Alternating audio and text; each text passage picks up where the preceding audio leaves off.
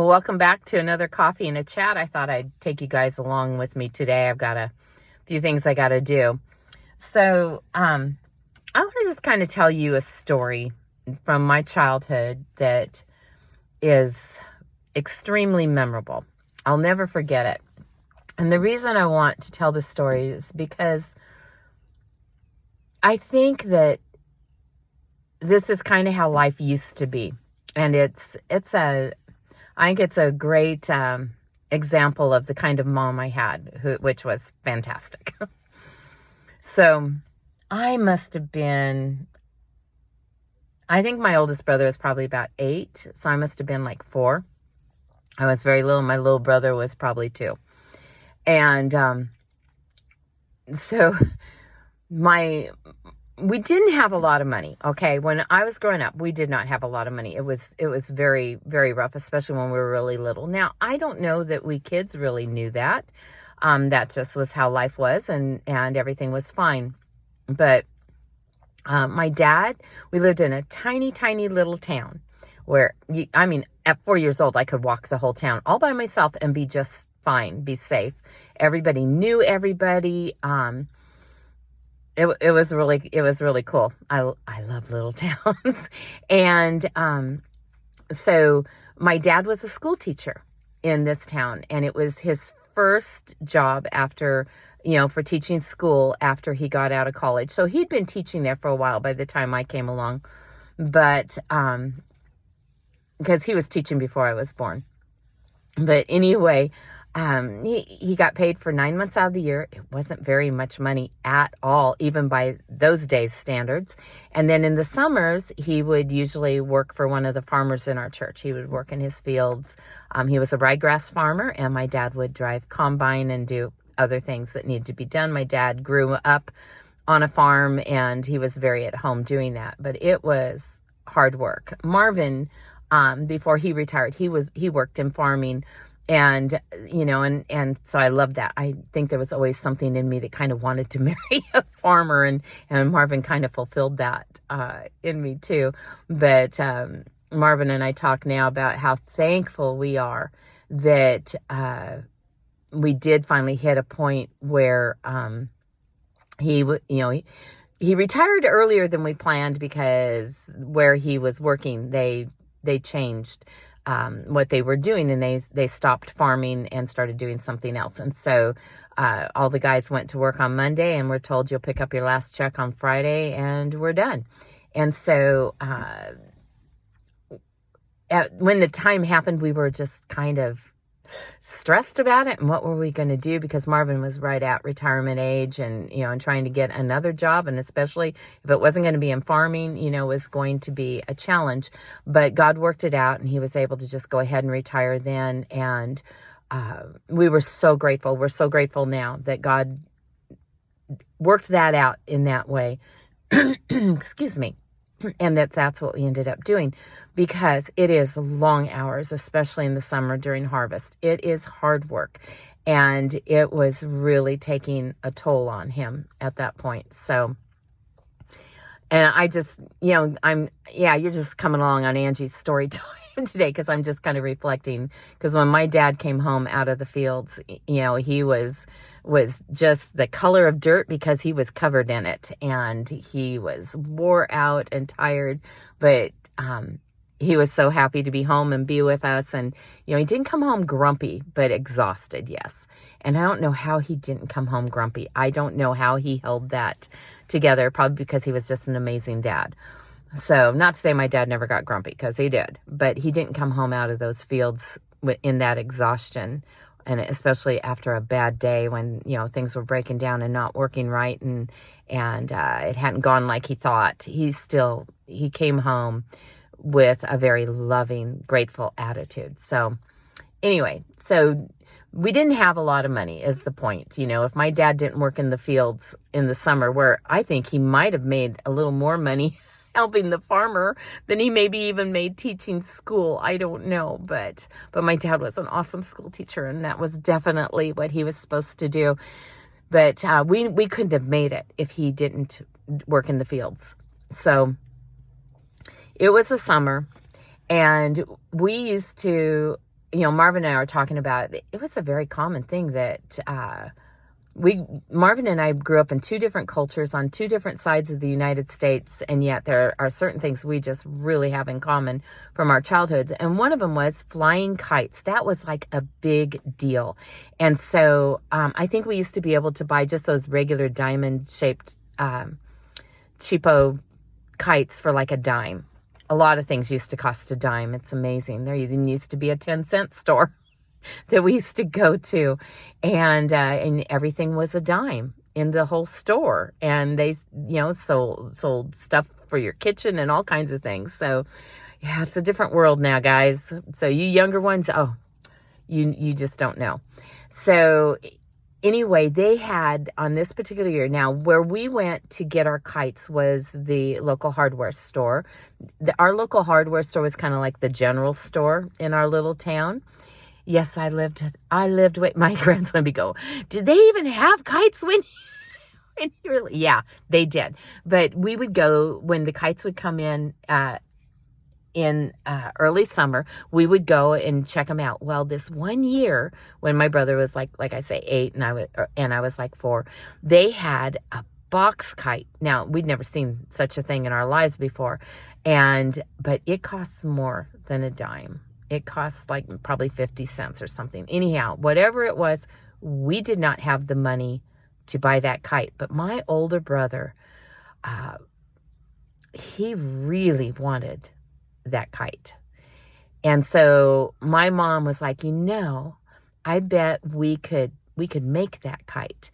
And so that day I learned how to draw a 3D box, because my mom was like, it's basically 2 boxes joined together, that are open, and, and the top box is covered with, fabric, and the bottom box is covered with fabric, and the middle's open, and, and then you would have to put your tail on it and all this.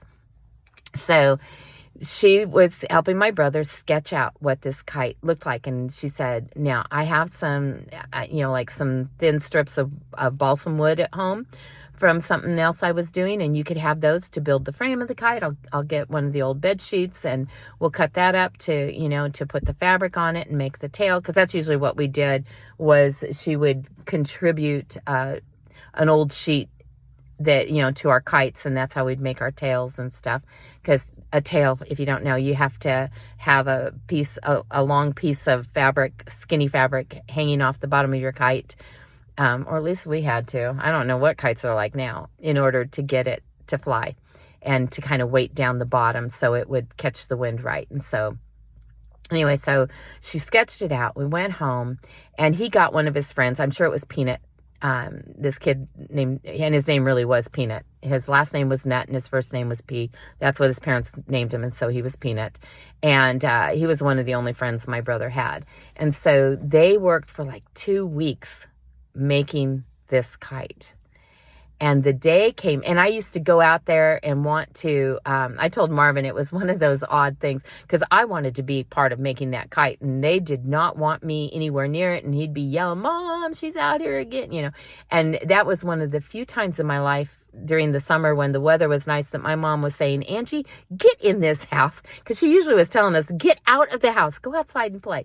But she had to keep bringing me in and having me play inside, so I would leave the boys alone. And so, oh my word. So anyway, the day came when the kite was finally done. And he's like, Mom, it's done. We're ready to go fly the kite. Well, we had Dot and Dash was the little store. I've told you stories about Dot and Dash before. That was on the corner by our house. And it just, all I knew that it sold was candy and popsicles and sodas. We didn't get to buy sodas, but we'd go over there and buy candy and popsicles.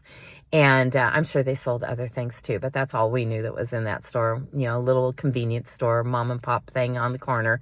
And it was called Dot and Dash. And so we thought that the husband and wife that owned it and ran it, we thought she was Dot and he was Dash. So we used to, Miss Dash or Miss Dot and Mr. Dash, when we'd go in there, and we just thought that was their names, and they would always kind of laugh at us. And so I know it wasn't their names, but that's what we thought. So anyway, we went down to Dot and Dash. My mom got her little coin purse, and we didn't even lock the house or put the dog in or anything. Our dog was running around the neighborhood with all the other dogs, and you didn't lock your house. I don't even know if we had a lock on our door because, like I said, everybody knew everybody, and so yeah, I don't think people had their homes broke into back then, not in that little town. So anyway, she got her little coin purse, and we walked down to the corner to Dot and Dash to buy the kite string because the kites did not come with string. You had to go buy that separate. And so we bought a roll of kite string, and then we took it back. And so my mom, she goes, well, let's go to the park, which was a couple more blocks, and we'll go fly the kite. And so my brother, and this kite was like as long as he was tall. It was a big kite. And so we took it down to the park, and they tied on the string and started letting it out. Now, my brother's idea with him and my mom was, I wonder how high we can get this kite. And so this was our mission, to see how high we could get the kite. And so they kept letting out the string until he got to the end of the string. And he's like, and my mom's like, do you think if we added more string, it could go higher? And he's like, yeah, I think so. So my mom she told him and Peanut, you guys stay here and hang on to that kite. Don't let it get away. And then she took my little brother and I in tow, and we ran back to Dot and Dash, and she bought several things of kite string. Again, it was probably 10 cents or a nickel or something for a thing of kite string. And I know my mom didn't have all that money, okay? Because probably what we spent with kite string plus that kite would have bought the original box kite, but it wouldn't have been as much of an adventure for us if we just bought the kite. And it probably wouldn't have been as strong as the kite that my brother built. So anyway, I'm sure she took it away from the grocery money. And, and she got several rolls and put them down in her pocket, in her apron. And we went back. And so she handed my brother a roll of string. And so they tied it on and real good and tight and lots of knots, and then started letting it out. And that kite kept going higher and higher, and it was getting really little. And they got to the end of that string. And my brother's like, just like, and my mom goes, do you think a little more string, it would go further? And he's like, yeah, can we get more string? She goes, well, here. And she handed him another roll, and he was so excited. So they added that on until they added the last thing of string onto that kite. And that kite had gotten so small, it was just a little black speck in the sky. But eventually, we couldn't even see the kite anymore, but it still had tension, and we kept adding string. And so they got almost to the end of that last roll of string that my mom had bought. And I'll bet you she was getting ready to go back and buy more, when suddenly that string, the tension went off, and it started falling back to earth. And they're like, oh, no, the kite went down. And my mom goes, no, I'm pretty sure the kite didn't go down. It probably broke off. And so she said, now that could have been the end of it. But she said, do you want to follow the string and see where it went?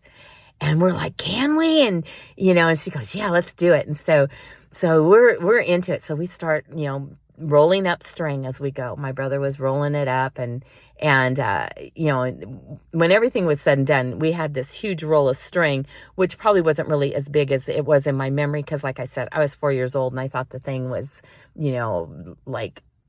I don't know, like 4 foot across, and it wasn't. But, it just, when you're little, everything looks way bigger to you because it is bigger than you are. And so anyway, we started following that string, and it was, was going down the street and down a sidewalk and over the tops of people's houses. And, and nobody got upset or anything, we'd just be like, we got to, I remember the first house we got to, and my mom just, the lady came out, in her apron. See, me, that's why I wear aprons all the time, is I grew up with women that were always wearing their aprons. And, she had like a dish towel, like she was doing dishes or something, and she came out smiling and, saying hi to us. And my mom goes, hey, we had a kite get away from us, and the string kind of went over your house, and we're trying to find it, the end of the string. Is it okay? So we're going to need to go through your yard. She's like, yeah, no problem. And then my mom's like, I don't think we're going to be able to get this string off the top of your house. And she's like, no problem. And so she got some scissors out, and we just kind of cut it on, the front of the house, and we ran to the back. And she cut it again, and then, she's like, oh, we'll get this off eventually. Don't worry about it. You guys go on, look for your kite. And so we tied that string on, and then the boys went back to rolling it. And we were going through people's yards and, through parking lots, and we got clear to the edge of town. And we still went a little further, and no sign of the kite. And, and my brother knew, at this point that, we weren't going to be going much further because, we had hit the edge of town, and we were starting to, walk out of town. And so my mom was just kind of like, and he goes, that's okay, Mom. It's probably in China anyway. Because China to us was the furthest place away you could go. And because it was on the other side of the earth from us, one summer, my little brother and I, when we were a little bit older, we tried to dig a hole to China. And I think my dad started to get a little worried because that hole was getting so deep, but we didn't get to China. And it was like, what happens when we get to the other side? Will we, be upside down, or, how will we turn around, because we'll be going down, and then all of a sudden we're going to start climbing up because it's on the other side of the world. And and my mom was always the instigator of these things. I loved my mom so much.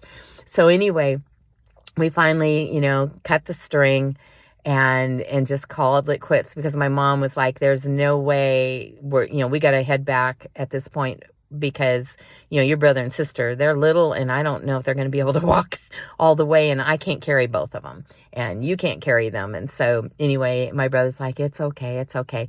Well, then all the way home, she was talking about, do you think that when it snapped off that it may have gone into outer space? And my brother's like, could my kite be flying in outer space? She goes, I don't know. Maybe it is. Maybe that's what snapped it, is when it got to outer space and it was no longer in gravity. The string had to come back to the earth. Maybe that's, and she was just going on and just getting our imaginations going and just talking about all these things that could be possible. And, and maybe that kite's in the ocean, and the wind, maybe it carried it, we weren't that far from the Pacific Ocean, but, maybe the wind, because it goes east, maybe it carried it to the Atlantic Ocean, or maybe it's sitting in some south, one of the southern states, or maybe it's up in Canada, or, and she just, or maybe it's in outer space. Maybe it went to Mars. Maybe it's on the moon. And we just, all the way home, she kept us distracted and kept my little brother and I walking, because we're so into this. And, what could have been. And so by the time we got home, it was dinner time. My mom gave up her whole day to do that with us. Just put everything on hold. Just stopped it. And so we got home, and she's trying to throw dinner together. And my dad came in from the field, and he was just filthy like usual, and smelled that wonderful smell. To me, as a kid, I loved that smell of sweat and dirt. That earthiness to it. And I just was like, oh, I loved it. And so, we're all happy to see him, and we're all, chattering and, trying to tell him we flew a kite and it's in China, or it might be on, on the moon. And, and he's like, what? And, and my mom goes, it's okay. She goes, you go get cleaned up and we'll tell you all about it when we sit down to dinner. She goes, we'll just say for right now that today we had an adventure. And I remember as a little kid thinking, that's what an adventure is. We need to have more adventures. And I want to just kind of share that, especially with some of you young moms. But everybody in general, we need more adventures.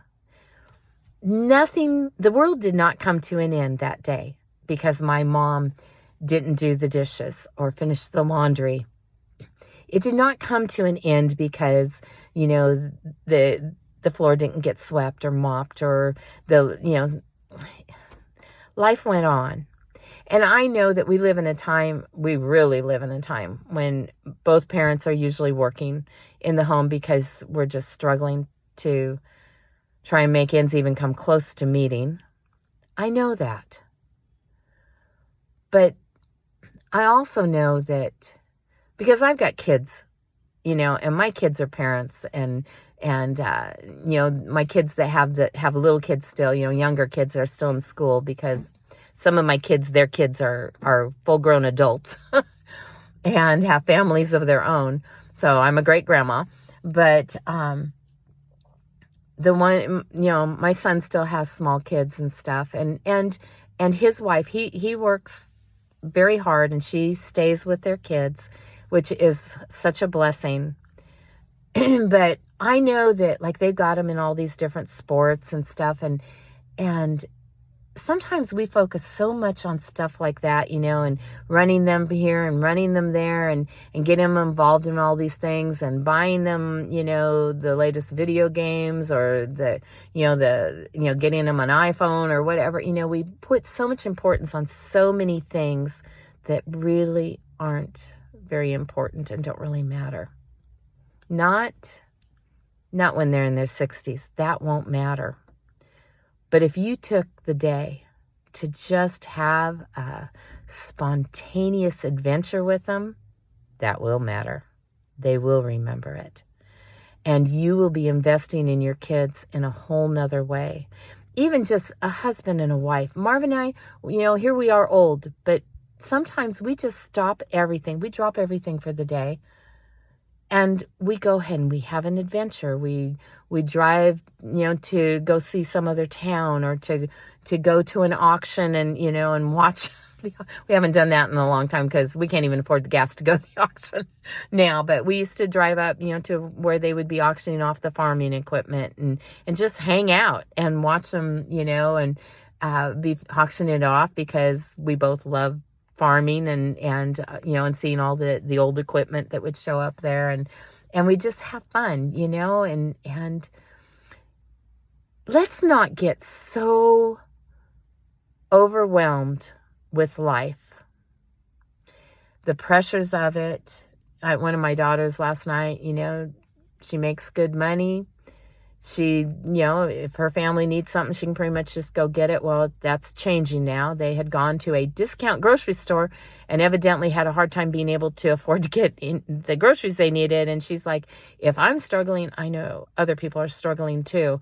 And how in the world are we going to make it? So we're living in a time when even people with money are feeling the stress, the pinch, the problem. And those of us that don't have a lot of money, we're all trying to survive. And so there's a lot of things that could overwhelm us in life if we just keep our focus on that. And we can be caught up in a lot of stuff. We can come home from the field, and instead of still being loving and sweet and greeting our children and our wife, we can be grumpy because it was a hard day in the field and we're tired. And I guess my thing is, if you can even catch a little taste of how life used to be, slow it down. Even just take one day, slow it down for the day. And don't go being involved in all these other things, but just have a simple adventure, relax, maybe use your imagination, help your kids use their imaginations. Because the most important thing we have is a relationship with Jesus Christ. The next most important thing that we have is our relationship with each other as a family, as a married couple, as a friend. Even maybe you're single and you don't have kids or anything, but I bet you got a best friend. You love somebody and somebody loves you.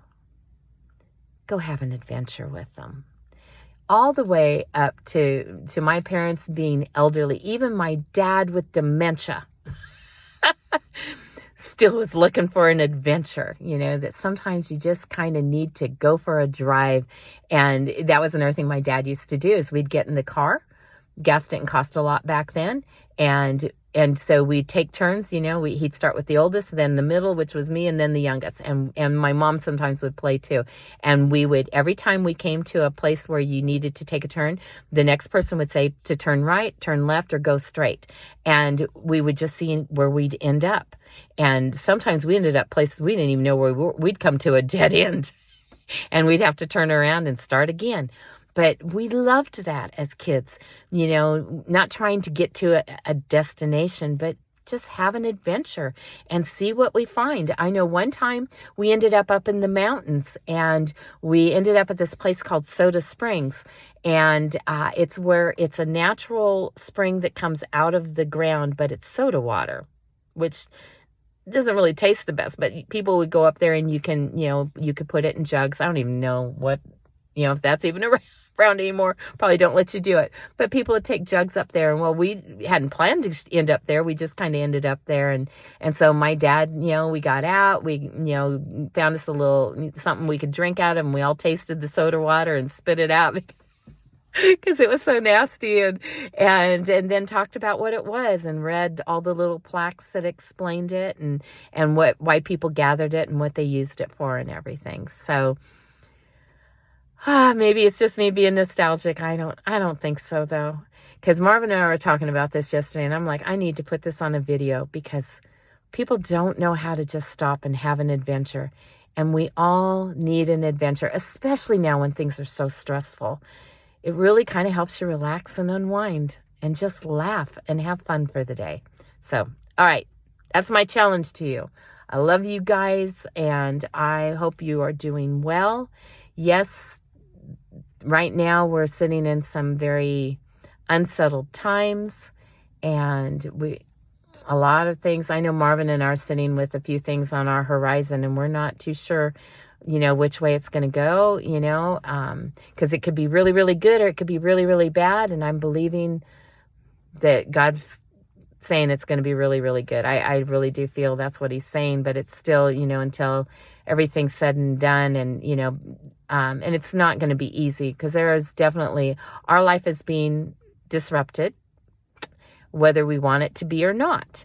And so there are some changes coming to our life, whether we want them to or not. And it's just, I guess I told Marvin, the only choice we really have, the only decision we really get to make in this is how we're going to go through it, because it's out of our hands and it's not our choice. It's not our decision. It's somebody else's, but it impacts us in a great way. So with that, yeah, we can be really stressed out. Yesterday, I got 0 done because I was waiting for someone that was supposed to show up at our home to have a meeting about this change and to explain some things to us so we would know exactly the impact it was going to have on us. And they didn't show.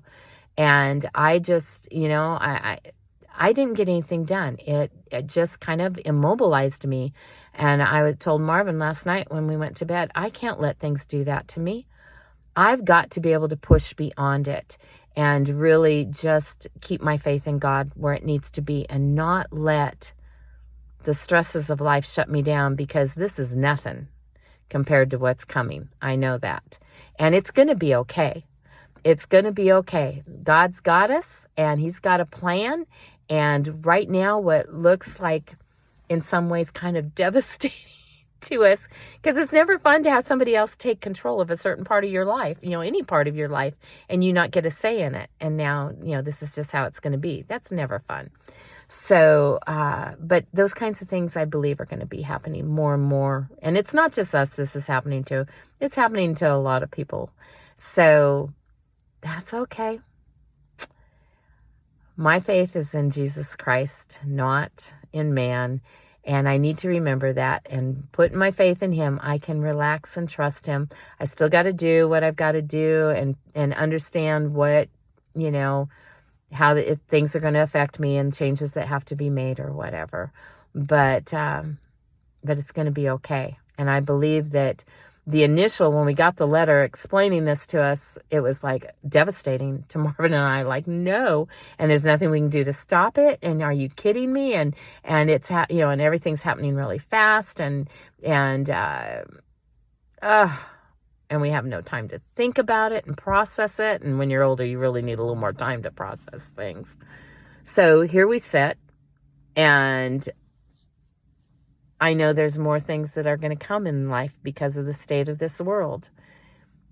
So I guess this is an opportunity that God's giving me to grow a little more in this area of my life and trusting him and not letting these things immobilize me. So in the first 20 minutes that I was out of bed this morning, I got more work done than I did the whole day yesterday. Yeah. So we're approaching today with a whole better attitude. And I know I've got my sister praying for me and, and praying for Marvin and she, and what's going on and everything. And she's just pumped up, and this is going to be good, you guys. This is going to be good. God's giving you favor. You just don't see it yet. So, all right. So I'm hanging on that. All right. Well, I love you guys. I really am going to go now. All right. I'll talk to you later. You take care.